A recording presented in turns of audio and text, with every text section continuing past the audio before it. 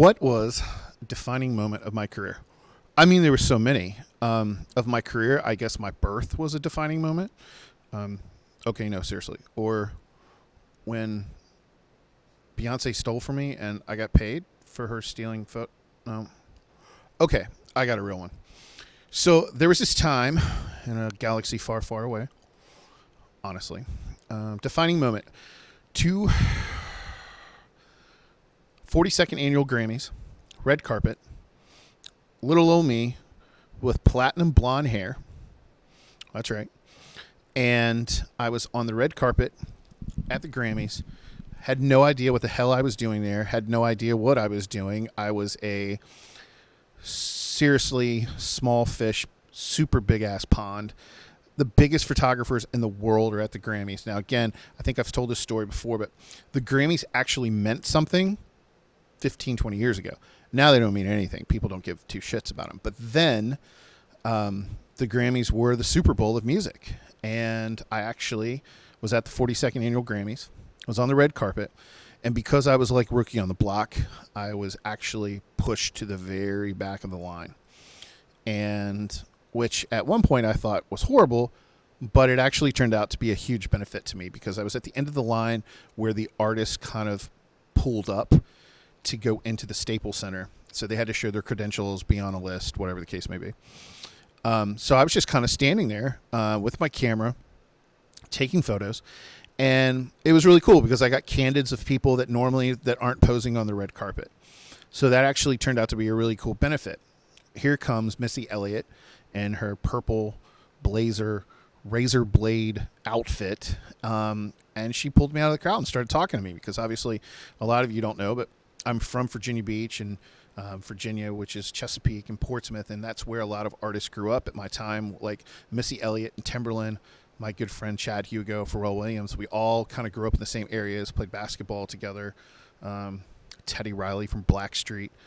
And Missy started speaking to me and talking to me and calling me out, and it was kind of casual, which kind of took the nerves off of me right away because, hey, I'm important, I know somebody, which was cool because a lot of photographers started recognizing that I just wasn't some beach blonde looking sixth member of NSYNC. I was a real photographer. I was a real boy.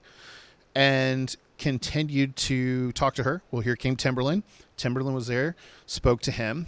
And then, of course, I think the real validation for me came is when Britney took the red carpet in this white long gown, and she came out of character to actually speak to me.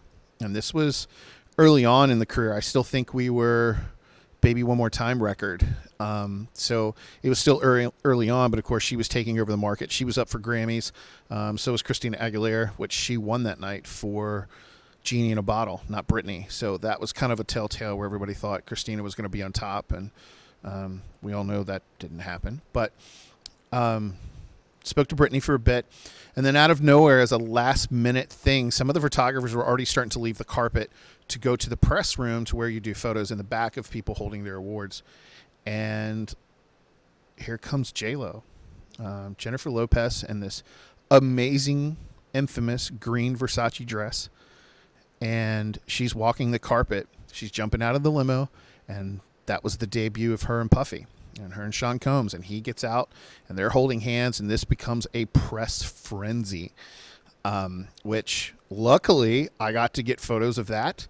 And I remember, thinking at the time, like, okay, the biggest part of this conversation is that it's J-Lo and Puffy together, and it's kind of like their relationship, and that's always a big thing, right, for Us Weekly or whoever runs it. But we get into the press room, and they did photos together and separate. Of course, this green Versace dress, as we know, 20 years later, is still one of the most infamous, talked about photos ever, or dresses of any event, which I was able to be a part of. And again, like, it was music history. So, rookie, I was there, and I was able to take this photo. I was able to, be in different magazines all over the country.